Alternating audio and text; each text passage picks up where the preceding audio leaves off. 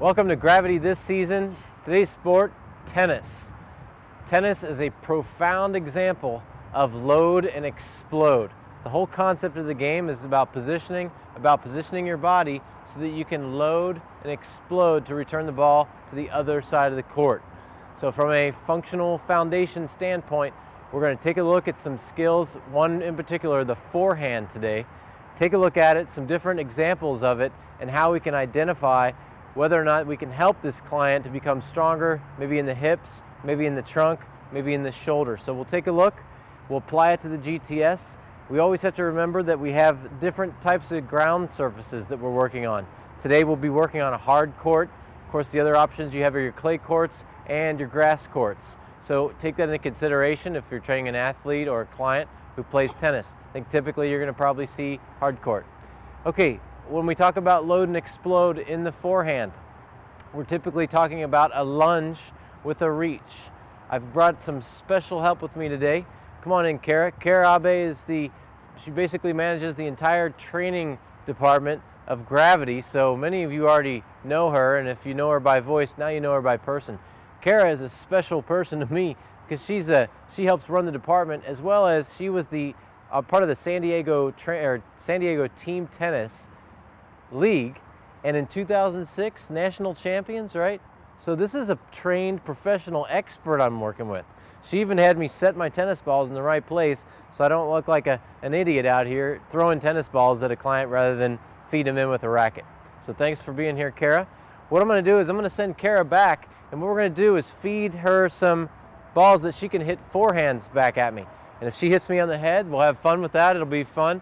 She's got the aim and the expertise to be able to deliver them right over this way so they don't hit me in the face, although she might want to take out some frustrations on me.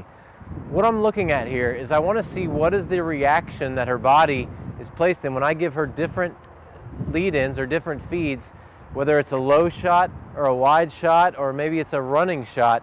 I just want to see the different reactions, and then we'll take a look at maybe the trunk, the upper body, and maybe the lower body, and apply some exercises to the GTS. You ready to get started? Okay, I'm just going to give her some easy shots, and I want to just see what happens with her body. I'm giving her some low ones. Good. Uh-oh, that's a tough one. That's my bad there.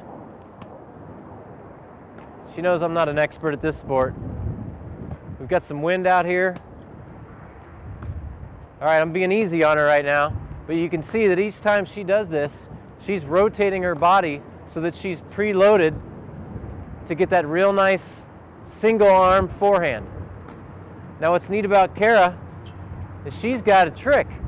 She does a bilateral or a two-armed forehand. That's her power stroke. She's done it all her life. This is something that really is unique to her playing abilities and probably helping her win championships. But let's just see what the reaction is.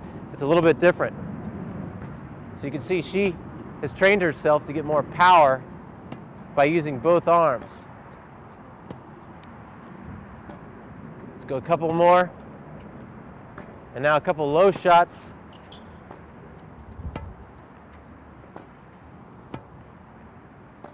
Okay, so come on in, Kara.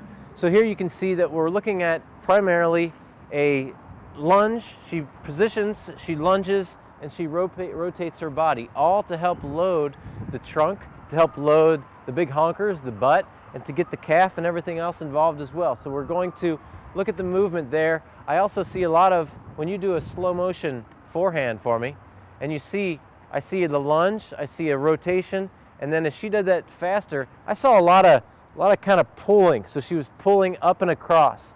So I almost think, hey, this might be an opportunity to tweak the biceps curl a little bit to help get that power to return the racket in, or maybe even help create more of a top spin on the ball.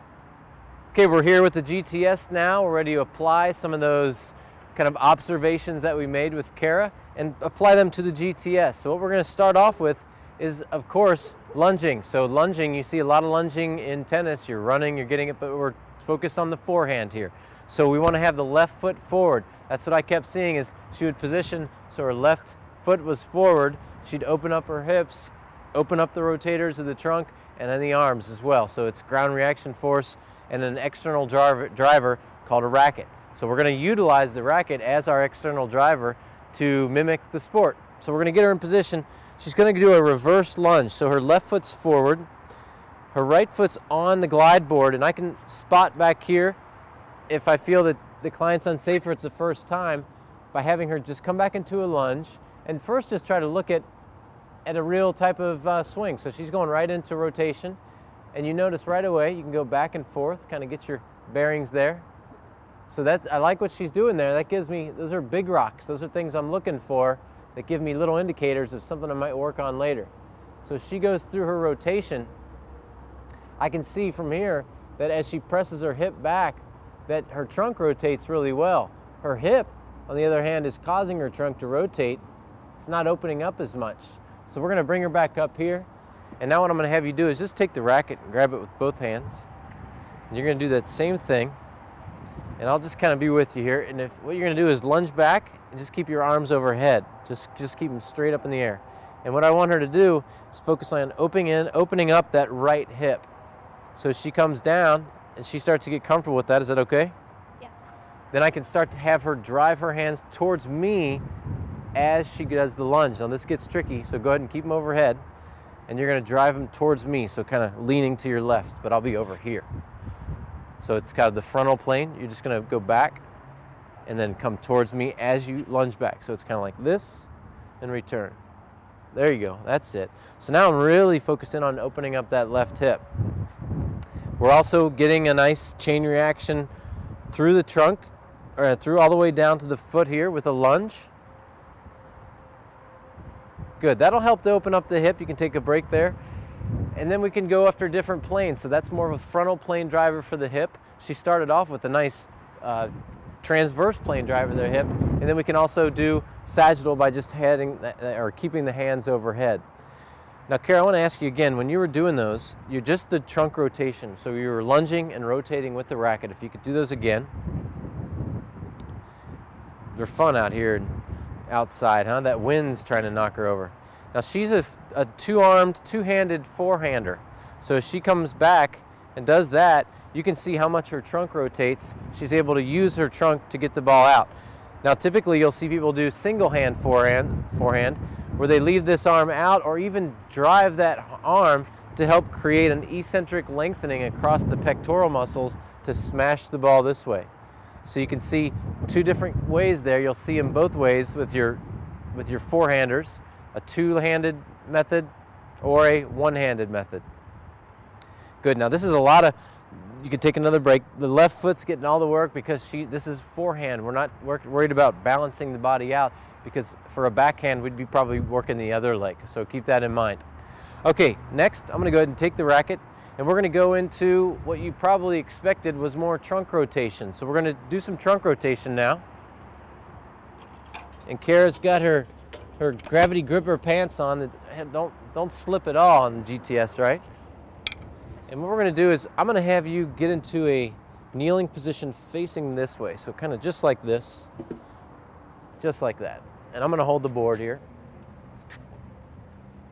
And you wanna scoot your knees just a little bit more forward so you have your whole shins on there. So a little bit more this way, good. Now, I've got this handle. I've got control of everything right now. So I want her to have a wide base of support. I like the space between the knees. She's stable.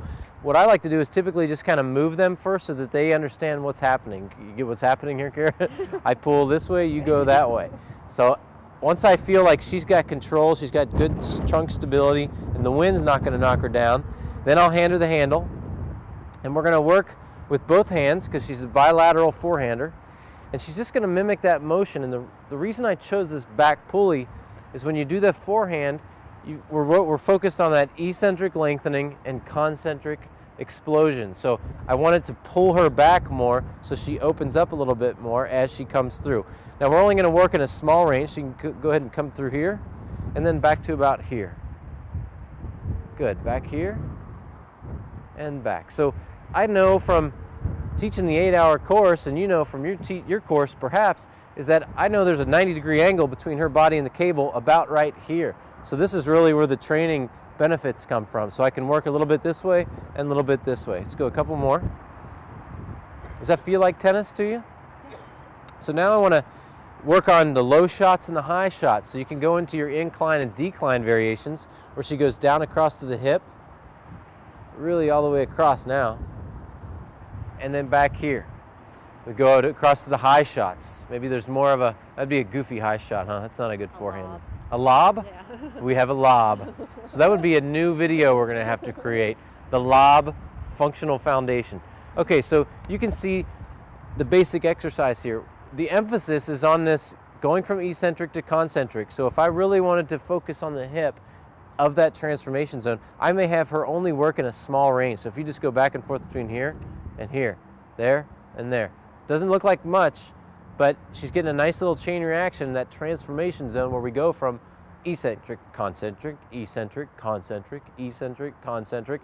And that transformation zone, I'll take this, is where a lot of things go wrong. A lot of people, when you go down into your, if you're in a eccentric lengthening and something messes you up, either it's the ground or the racket or something, then you're in a position where either you get injured, or you've always heard in the golf swing, come up nice and slow and pause and then come down, because if you come back too fast, you lose control of the motion to be able to explode through. Okay, the last exercise, Kara, is going to be a kneeling. So you're gonna kneel facing this direction. And again, I have control of the glide board here. What this is a biceps curl. And if I wanted to tweak the biceps curl, my mind's working right now. I'm going off where I was supposed to go. But we're gonna stick with the biceps curl. I'm gonna give her both cables. Let's give you this one first. And you can go ahead and sit back on your heels if that doesn't cause you any knee pain. And now what I want you to do is to imagine that you're swinging through. So it may not be a very symmetrical biceps curl, but imagine that this racket was right here. And you bring it back to drive and you comes through. And then what do? You kind of did this whip. You kind of did a whip. So let's see what that looks like. And you can even keep your wrists in a nice hammer grip style. So you do a hammer grip type of biceps curl. There you go. And you can even bring them in towards the top. I saw that you were doing this. So bring it up and down, up and down. Now this is a tweak to the biceps curl. We can go a lot of different directions here, but I saw that movement, and the reason I saw it is because there's a lot of follow through, and something's got to recoil that racket. What it is it helps to shorten the lever so you don't have so much momentum of mass as you go through the swing. How those feel, okay? You also get a secondary benefit throughout the trunk as well with the biceps curl, as you learned. But it's just another reason. Okay, sometimes I get caught up in, if it's too isolated, it's not integrated, and it's not a functional exercise. A biceps curl is function, so it's difficult to say it's a functional exercise or not, but it was a component of what I saw. So if I see it and I can get it down into one component that it's easier for me to observe, then we're in good shape. Okay, I'm gonna take this handle. Now, one thing I wanna do real quick, this wasn't part of the plan, so everybody's gonna be thrown off here, but this is what I like to do. I take the handle, I've got full control, you can let go, and I'm gonna let it go all the way back. You can brace down if you want. And I'm gonna have you come back to that kneeling lateral position. This is extra, all extra stuff, bonus, put a little star up, bonus material. Now, the reason I put her in this position is when we're here, all those movements that she does are all going to be driven from a resistance that's coming from this direction. So we have a cable that's shooting out from here, so we can work a lot more than just the trunk rotation. If I want to work a single arm forehand, then I can just give her the back cable and have her mimic the forehand here. Now this is going to be a lot more load, so I can spot her as she goes through that forehand and then back. These are just things that sometimes I forget to mention, and we come back and visit towards the end. Okay, and it can also go through, if you want to take this with both hands and go overhead and do kind of a lateral flexion move. Now I'm going to move around real quick. There you go, just like that. So now I'm getting more frontal plane lengthening as she comes through right here. You really kind of, as you come back, good solid tilt, and then bring it home. So that's a good frontal plane driver, perfect. And then the other one, which is real hard, is to use the other hand and do horizontal shoulder abduction, which is kind of this move. So it almost looks like a backhand from the left side. So I'm just spotting her here because we're at a real high angle for that shoulder. And you can just try to drop that shoulder down Keep it down and in as you come through. Good. Now, the only reason I'm doing this with Kara, I'll take this now, is because she's a bilateral forehander. So we want to integrate both hands. So you can go ahead and stand up, Kara. Thank you very much. So we have a lot of components of tennis. If we look at the sport as a whole, you're moving around the court, you're jumping, you're sprinting, you're getting up off the ground, you're sliding sometimes if it's clay. You're hitting backhands, forehands, overhead smash, backing up, running forward, all the above. Take one of those components and try to break it down and create exercises, and that can be part of maybe a small group personal training session. If you get it down with one person, then you start to add more and more people, and then all of a sudden you've got 8 or 10 different sessions that you can teach tennis players with. So we hope this helps you out. This is just part 1 of tennis, the tennis forehand.